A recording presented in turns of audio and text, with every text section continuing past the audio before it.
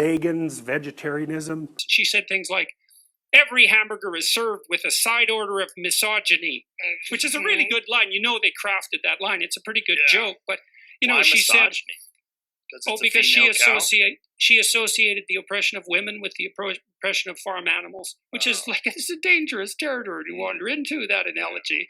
And she said that she compared the husbandry of animals to slavery, which is also like a place that you wander into with real care when you choose your metaphors. And I think that the fundamental issue among knowledgeable animal behaviorists is that anthropomorphization with animals is generally the appropriate tactic unless you have reason to doubt it, which is because there's continuity between us and animals rather than discontinuity. And the idea that the anthropomorphization of animals is inappropriate is something derived from 1950s behaviorism. The highly trained affective neuroscientists and people who study motivation and emotion as well as neurochemistry know perfectly well that there is biological and behavioral continuity across the animal kingdom and way down into the kingdom as well. So, and the biochemistry is very, very similar, and the reason we know that is because most of the drugs that are used on people are first tested on animals. Now, it's not often animals as primitive as lobsters, but it is plenty. So, you know, they're clueless. A lot of what we know about neurological structure, for example, is a consequence of studying the flatworm, which is a much more primitive organism than the lobsters. Because what they have is ritual without philosophy, fundamentally. Tyranny isn't good, is it? They're hungry for a discussion of the relationship between responsibility and meaning. And we haven't had that discussion in our culture for 50 years. We've concentrated on rights and privileges and freedom and impulsive pleasure, and those are all useful in their place, but they're shallow, and that's not good, because if people are moored shallowly, then storms wreck them, and storms come along. So I'm talking to people about how they can build a foundation underneath them that works, and people need to know that, because otherwise their lives are harder than they need to be. You know, and it's grounded in my clinical knowledge. So I've been a clinician for a very long time, and I'm familiar with the works of most of the great 20th century clinicians and a reasonable amount of philosophy and a good swath of literature, and I'm a credible scientist, and so I can bring that all together. And I've tried to bring it all together and to make a case for the significance of individual life. It's like all the ideas of fundamentally, all the ideas that individuals have value, it's like, which is a very peculiar idea. And I've tried to bring it all together and to make a case for the significance of individual life. A very peculiar idea.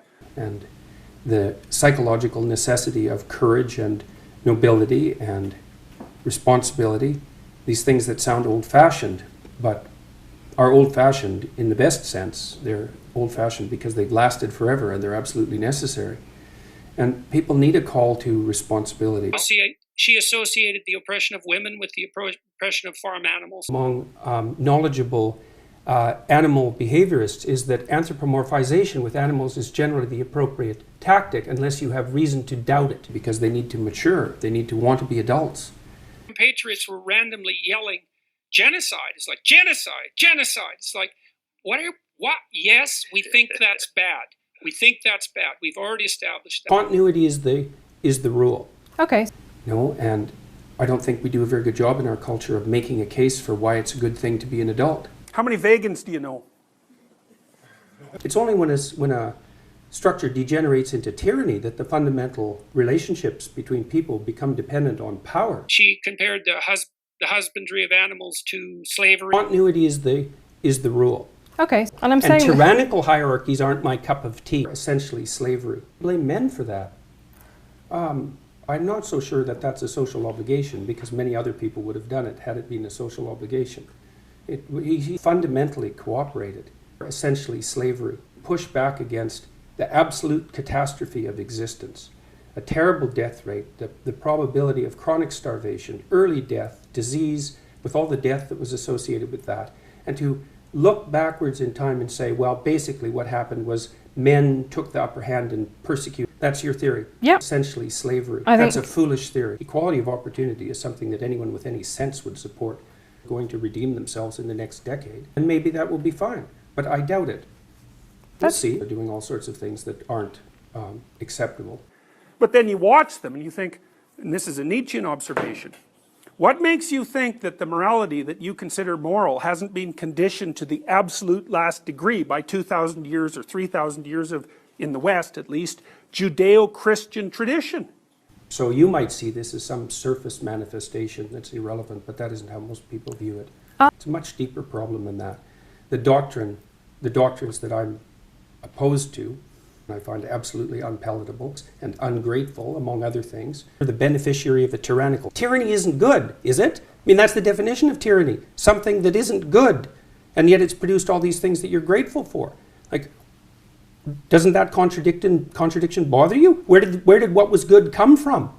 Where is it? That's a hell of a fine rationalization for your privileged position. I could. That'd be a start. Or is it just because it's convenient? And that's exactly what's ungrateful. What? So how do we get something that isn't a tyrannical, might be careful conduct as well? One of the things that I've strived to do is not to become resentful. Well, okay, that's very good. I have to say that you're... If I was someone who couldn't tolerate criticism, the evidence for that would already be clear. It sort of rewards impulsivity. Well, I'm trying to monitor what's happening around me, I suppose, is probably the right way of thinking about it, and to see if I'm making mistakes and how they might be rectified. So I actually don't like conflict. Well, that's not my job. It's not to argue with people. Okay. So my job is to not do things that I don't think I should do, well, as long as it's motivated by hypothetical compassion. And that's not happened for me. So that's not so good. Could be. I mean, it's not like we're not fouling our own nest. There'll probably be some more extinction. What we're doing to the oceans by overfishing doesn't seem very smart. But we've only been aware of our role as planetary stewards since 1960, I would say. And we're not doing too bad for people who just woke up to the fact that we're actually a planetary force. So I have a lot more sympathy for the hypothesis that the obesity epidemic is actually a consequence of an illness, of a broad scale. Illness isn't exactly right. It's a dietary problem, fundamentally. And there are deep causes for that. Are you still eating your all beef diet? Unfortunately, yes. Really just beef? Not? Can you have like ketchup on it? Nothing. Right. Yes, it isn't something I would lightly recommend. It's a little hard on your social life. It makes traveling quite difficult, and it's dull as hell. Well, I've been eating basically nothing but meat. I don't like to talk about this much because I'm not a dietitian, and it's really weird. In some ways, I just hate this diet. How would your life... Not making foolish mistakes. Not being incautious. Yeah. That's tough on yourself.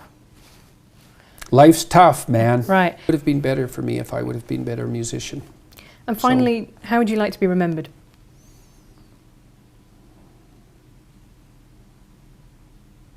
As someone honest. You're morally obligated to do things other than that which you like. I think that the fundamental issue among knowledgeable animal behaviorists is that anthropomorphization with animals is generally the appropriate tactic unless you have reason to doubt it, which is because there's continuity between us and animals rather than discontinuity. Continuity is the rule. Okay.